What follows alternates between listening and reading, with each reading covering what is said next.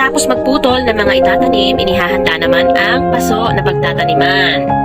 Bukod sa garden soil or mixed soil, nilalagyan din ng cinnamon powder. Cinnamon is good deterrent for pests, especially ants. It serves also as fungicide. And cinnamon is also a rooting agent.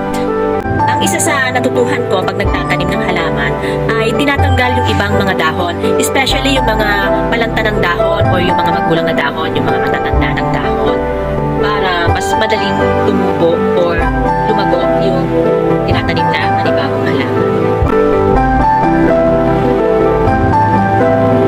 It is best to put cinnamon 2 times. First, under the soil, and on the top or in the surface. Ayan, tapos nang magtanim ng Monstera adansonii. After 1 month, ito na po ang kanilang mga itsura. At last, nalaman ko na rin ang tamang pagbigkas sa halaman na ito. Ang sabi ko kasi noon, Monstera adansonii. Ang tamang pagbigkas pala ay Monstera adansonii. Napansin ko lang, mayroong dahon na buo, wala siyang butas-butas. Actually, may isa pang dahon noon na buo din, hindi ko lang nakuhanan kasi hindi ko gaanong pansin.